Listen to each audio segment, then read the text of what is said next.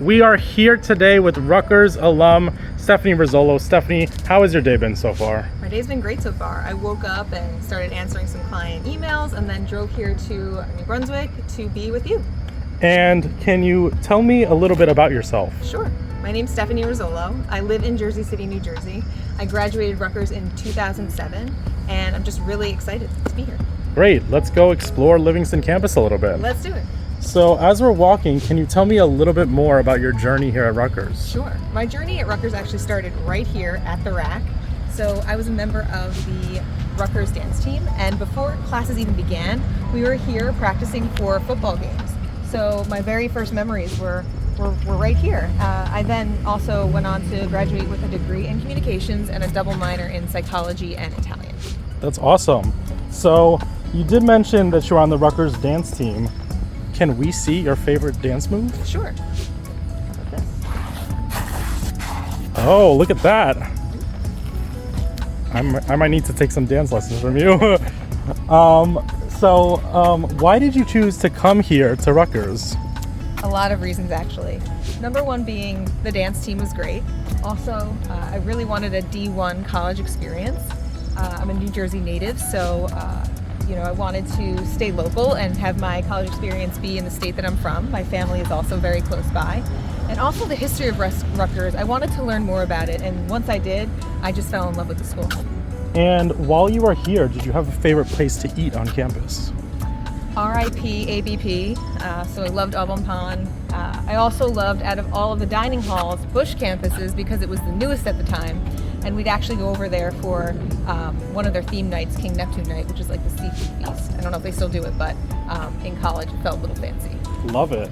And what about a favorite place to hang out?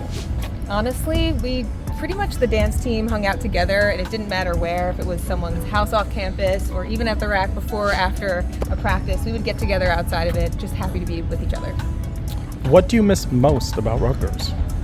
One, the dance team, but also just the college experience itself.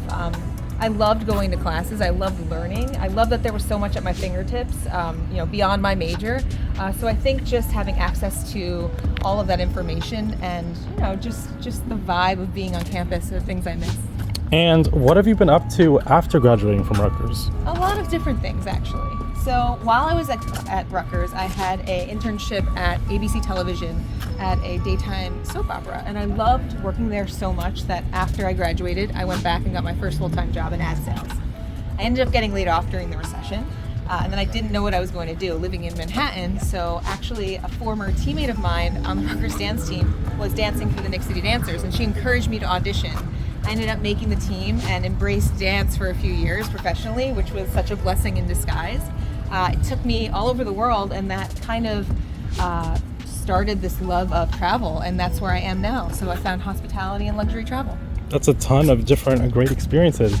Did you always know you wanted to pursue a career in luxury travel? I didn't, actually. Growing up, I wanted to be the president. I wanted to be a paleontologist, even a teacher. But going through life, I found myself yearning to travel as someone who grew up in a very traditional Italian household where we went to Disney World and the Jersey Shore. So I'm really grateful for where I am now. And what is your favorite part about being an entrepreneur? My favorite part is truly owning my schedule and my success. So I think whatever you're putting into your job, you're getting back, and that is truly so rewarding and something that I think a traditional job working for someone else may not offer. So those are, I think, a couple of my favorite things about it. And you're clearly an adventurer. So what has been your favorite place to travel? You're going to get sick of this answer, but Italy. It's my heritage, I speak the language, and I think that country just has so much to offer, from the sea to the countryside to the mountains, the people, the food. I mean, I can go on forever. I would love to go some days. And what is a destination that is on your bucket list? Japan is high up there.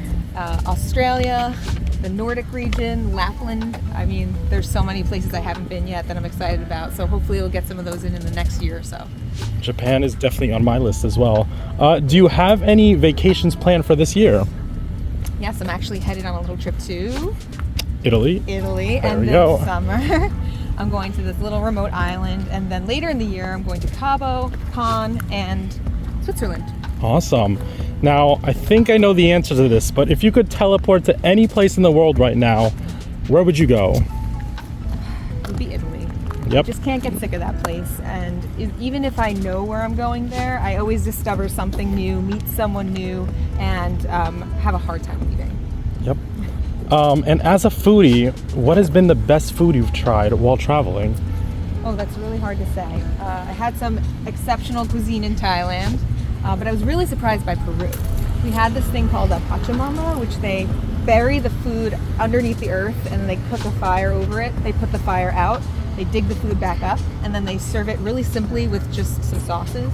And eating like a local, I think, is something that's so important when traveling and understanding the local cuisine and their traditions. So that's something I always seek out, and I was really, really happy to have experienced. That sounds really unique.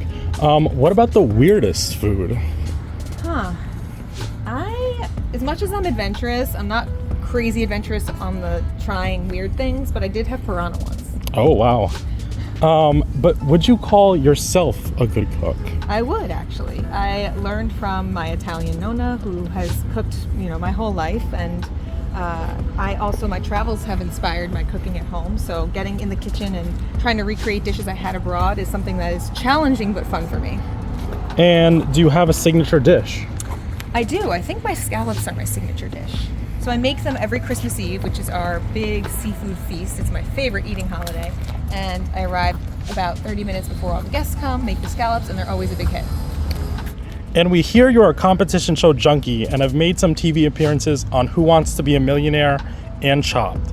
Have you always desired to be on a game show? I never really desired to be on a game show, but I do love a good competition. I do love a challenge, and so for me, those auditions just came up and I went for it. And they were some of the most interesting experiences I've ever had. Were you nervous at all? A little nervous, but more excited. And I think having been on stage my whole life as a dancer really prepped me for those moments. And are there any game show appearances in the future? Not currently, but stay tuned. Ooh, I like that answer. So coming from a Jersey foodie through and through, what is your hot take? Are bagels better in New Jersey? I hate to say it, but no. I think bagels are better in a couple other places. New York, California has some great bagels, actually, and up in Vermont, some great bagels. But New Jersey's still up there, right? Jersey's up there. They're good. They're solid. I mean, I eat them, but I don't think they're the best. I'll take that. Okay. What about pizza? Pizza, I will give to New Jersey. I think we are underrated on our pizza game. It has drastically improved, and I am really enjoying going around the state and trying all of our amazing pizza. Okay, so 1 point for New Jersey right there. Now, is it pork roll or Taylor ham? For me, it's pork roll, but I'll happily eat either. Perfect. And one final question. Do you have any advice for current students or aspiring entrepreneurs? Yes, I think stay open, get as much experience as you can, follow your dream, and also listen to leadership, ask questions. If you ever get fired, don't look at that as a devastating thing, but an opportunity to grow and pivot. For me, I've been fired a few times, and it was always, I ended up somewhere better, and it pivoted me towards something that I never expected, or a place that I never expected I'd be. So I think those are a couple of really important things to keep in mind. And on those great final words, thank you so much, Stephanie, for joining us. Grazie. Ciao.